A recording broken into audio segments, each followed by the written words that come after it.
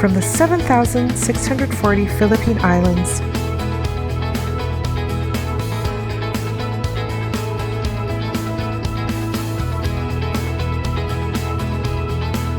to Fort St. John, British Columbia.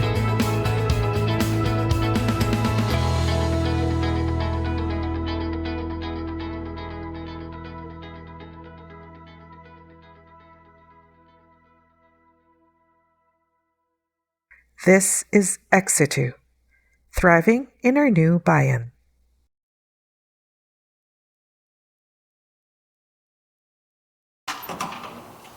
Hi, welcome to my Gambler's private tattoo studio.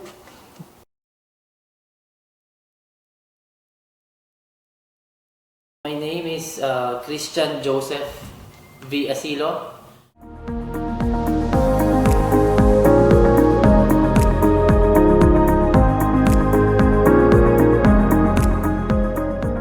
Before I came to Canada, I was restaurant staff in a pizza food chain in Philippines. I worked like 10 years in a restaurant industry in the Philippines. Yeah.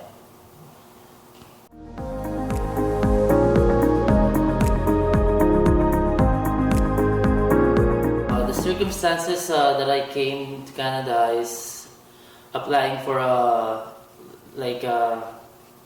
agency back home, hiring for a service crew in McDonald's here in Fort St. John, Canada.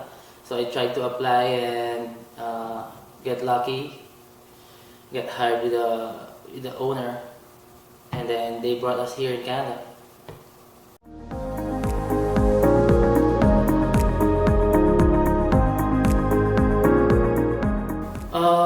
Preparations before coming to Canada is not really so much, just making your mind and emotionally ready to be separated with your family. Maybe that's the biggest preparation that I did.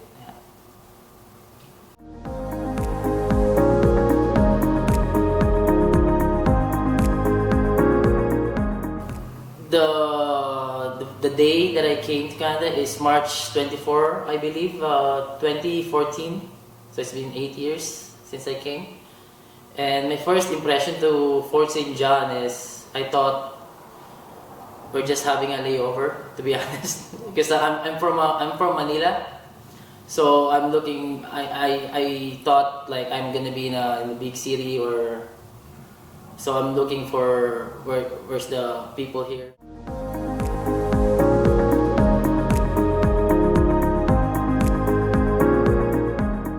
I have a daughter. She was, I think, 6 years old that time. She was living with her mom but we're separated. I have a girlfriend that time who was my wife today. Yeah, and then I had my son 2017. They still live in the Philippines before coming in 2019 in coming to Canada.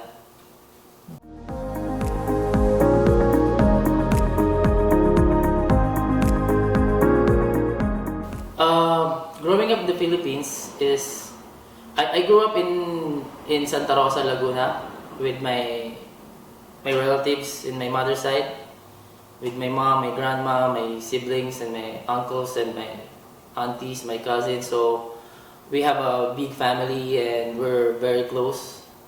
So that's the I think I really miss back home. And I moved to Manila for college with my dad, but ended up just working since I was 16, working and providing the needs of my daughter, because I had my daughter when I was 17.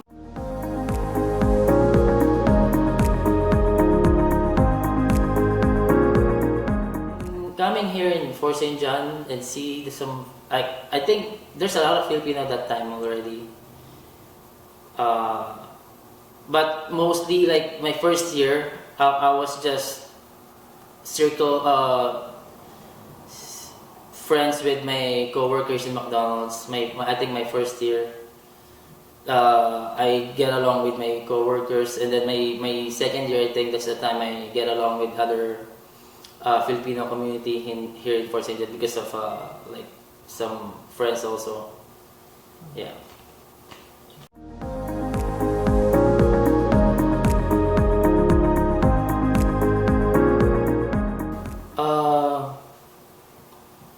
Challenges coming to Fort St. John is, I think most Filipino do is, we don't have I think basic challenges is we don't have the ride to going to work. So we always walk like even negative 40 degrees outside, freezing cold. So we always walk like 30 minutes going to work. But luckily I ended up working just beside our apartment, with like 5 minutes away. And other things is like, most Filipino or OFW is the being away with their family. I think that's the most hard part of being moving in Fort St. John.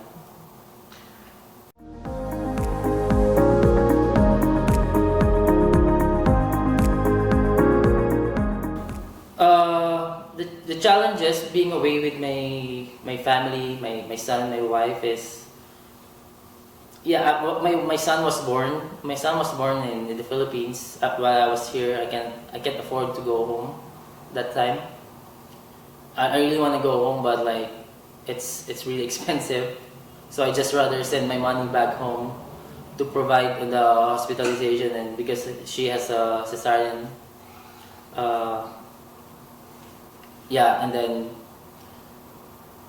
luckily, like right now, we have the technology to have to do a video call, or unlike other generation, they have to really write a letter just to send their family.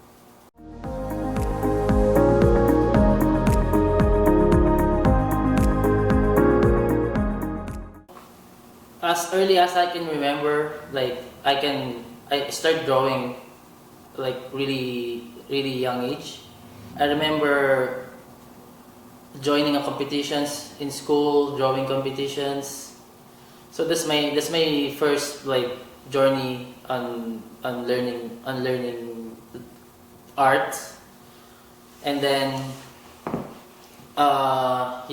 growing up, high school, I still do arts, but like not really my focus. I do dancing and in high school, and some playing some instruments in the band.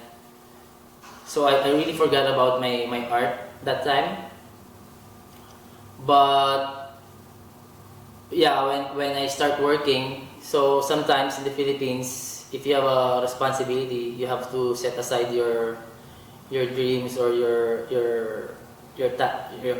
like talent sometimes, just to provide some like everyday needs of your family. So I really didn't do much art that time. I just focus on working and have some experience, because I really want to apply for abroad, anywhere, just to have a better life for my family.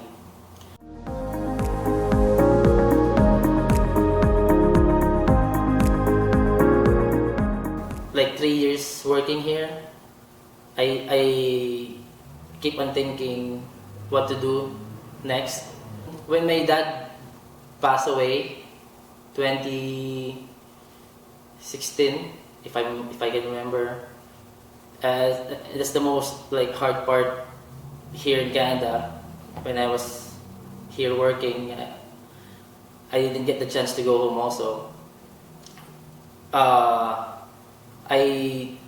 keep on telling myself I'm gonna have a tattoo of his face on me. So after a year for her first year death anniversary, I went home and got a tattoo of his face. And then I think that's the time I realized like why when I saw the artist how did he do my tattoos and all the setups, and like I told myself I think I can do this because I already know how to draw. And then yeah, when I came back in Canada, I asked the artist, which is Maya Karandang. I asked him if I can be a tattoo artist, and then he said, "Why not?" So I bought some art supplies again, pencil, papers, and start to draw again, like every night after work. Start drawing faces, tattoo designs, letterings, and keep on talking to my artist back home, because basically he's my first mentor in tattooing. I always ask him about everything in tattooing. So I keep on drawing for like at least a year, every day, non-stop. Even my roommates see me like every day till morning, because I always work evening. So I get off from work 12 midnight, and then just eat, and then put some clothes and start drawing again until like 4 or 5 in the morning.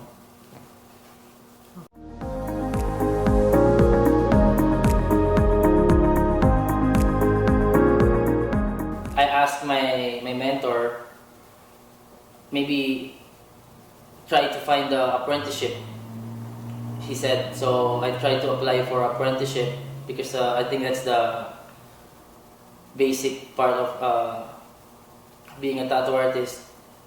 So I tried to apply for apprenticeship in other shops, but unluckily, like, they don't hire apprenticeship that time. So I just I really want to continue to do tattooing or start tattooing. So I just bought my own supplies, which it's not really like a preferred way to learn tattooing, but I really wanna pursue it. So I bought some supplies online and start tattooing pig skins and fake skins, and then my mentor told me like it's better to start doing tattooing in the real skin. So I tattoo myself first. I have a tattoo here in my thigh and my leg, and then my first client is my roommate.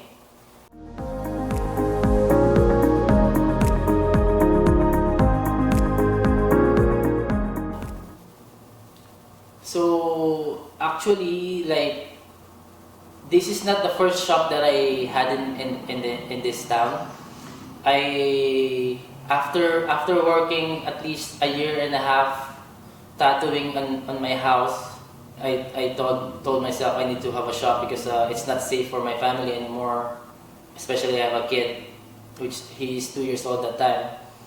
So I applied for apprenticeship again in other shops, and then luckily I got hired in a shop here in town.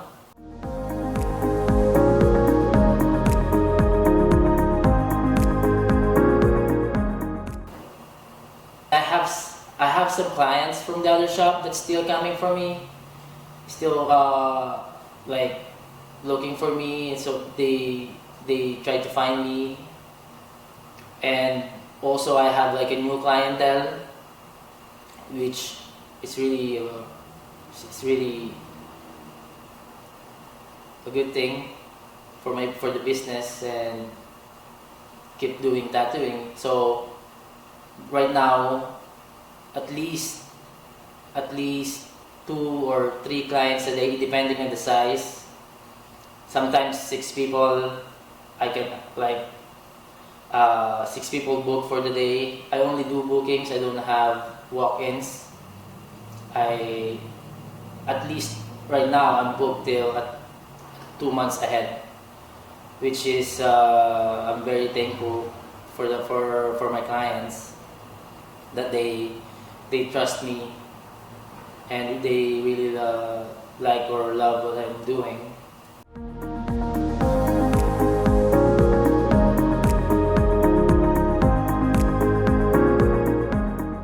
My dream for my family, especially with my kids, I have a daughter that I mentioned earlier. She was in Ontario with her mom and her stepdad. My dream for them is to find something that they really want, and then be good at it, so they can use it when they have their own life, especially when they have their own family. Because here in Canada, that's what I'm thankful for, is that you have the means to really achieve what you really wanting, or if you have a craft, or you're an artist, or you're whatever you want to do, here in Canada is really achievable. So I really want them to have or to see what they are capable of.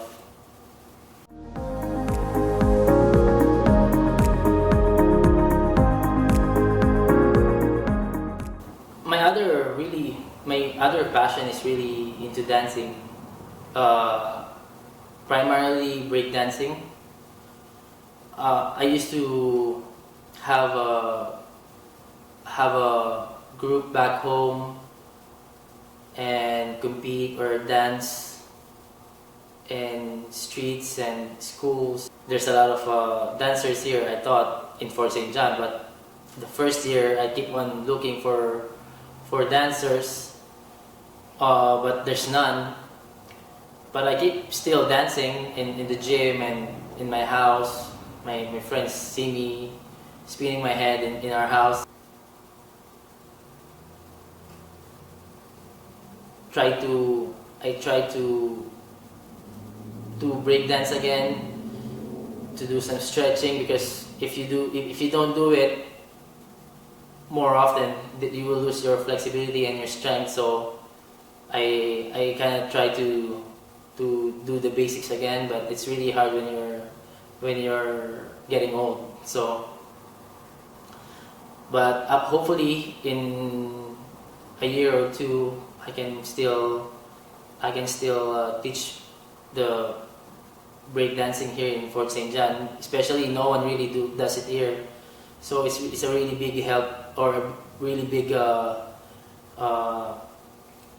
like for the kids in the community to have something to do with their energy.